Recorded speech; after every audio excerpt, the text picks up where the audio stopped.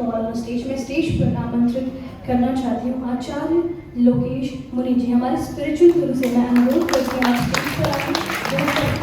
आचार्य लोकेश मुनि जी, a round of applause for आचार्य लोकेश मुनि जी।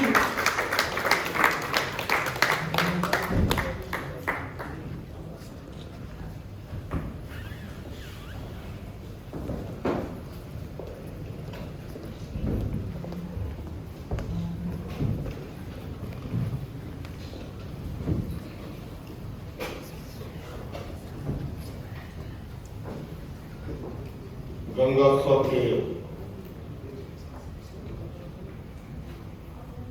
एक ऐतिहासिक कार्यक्रम की जानकारी देने के लिए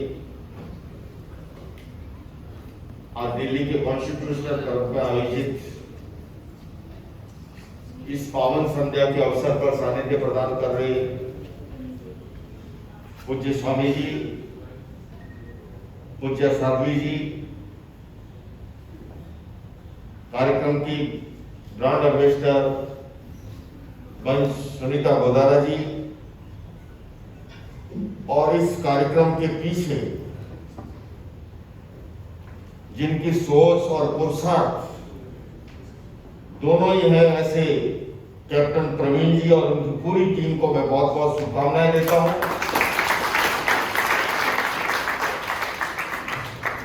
लगता है आज दिन मेरे जीवन का भी एक अच्छा दिन बन पड़ा।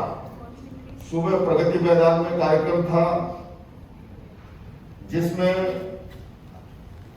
आयुर्वेद और पंचगव्य के कार्यक्रम में मुख्य अतिथि के रूप में शरीक होने का अवसर मिला। तो संध्या में गंगोत्सव का कार्यक्रम, मैं समझता हूं यह कार्यक्रम अपने आप में ये हेल्थ का, हैप्पीनेस का और होलीनेस का एक अद्भुत संगम बनेगा। मां गंगा के बारे में जितना हम कम कहें वो कम है। वो हमारी भारतीय संस्कृति की आत्मा है, ये कहना अतिशयोक्तिपूर्ण नहीं होगी। गंगोत्सव के माध्यम से पर्यावरण के लिए जागरूकता पैदा करने का एक अनूठा सपना है। हमारी विश्नोई समाज से, जिसका अपना एक बहुत बड़ा बलिदानी इतिहास है, और उस ओर से विचार सामने आए। जैन सन्यासी होने के नाते मैं आपसे ये कहना चाहूंगा कि भगवान महावीर ने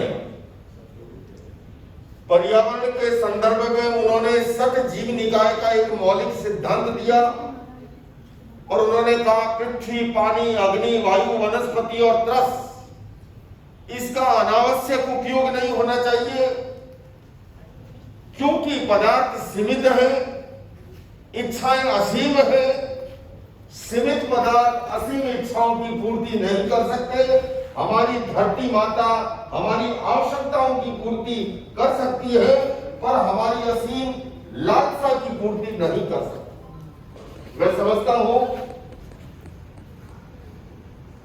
हेल्थ, हैप्पीनेस और होलीनेस की जब बात करता हूं, हमारे धर्म ग्रंथों में ये भी कहा शरीर माध्यम खलु धर्म साधन।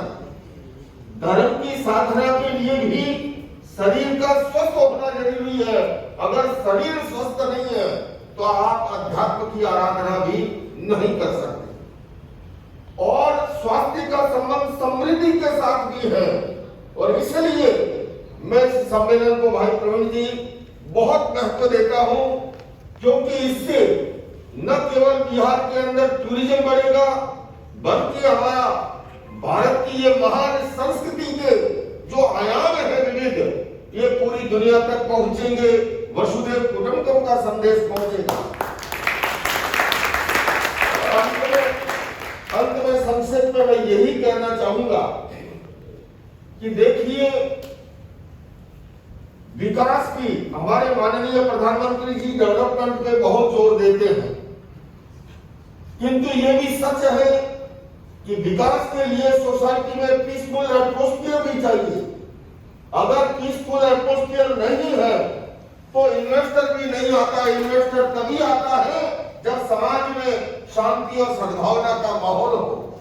मुझे लगता है गंगोत्सव के माध्यम से हम ये सारे मील के जो पत्थर है इन आयामों को हासिल करने में सफल होंगे।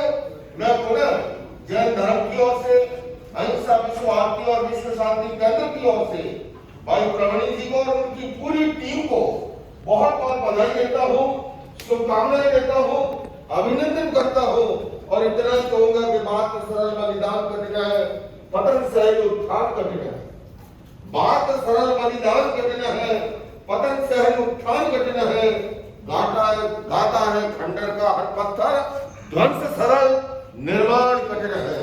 मेरी दृष्टि में ये समाज के निर्माण का, राष्ट्र के उत्थान का एक महान यज्ञ शुरू हो रहा है और बिहार की वह पावन भूमि जहां पर भगवान बुद्ध भी पैदा हुए, जहां पर भगवान महावीर का भी संबंध है, उनका स्थान है, जन्म स्थान है। ऐसी पावन भूमि से ये कार्यक्रम का शुभारंभ हो रहा है।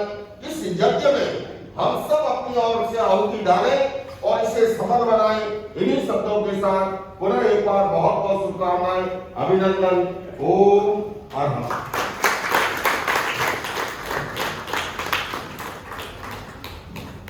उनको बोलिएगा।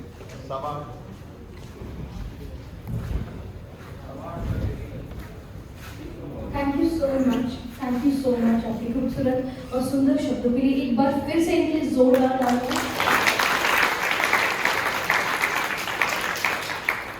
तो अब मैं मंच पर आमंत्रित करना चाहती हूँ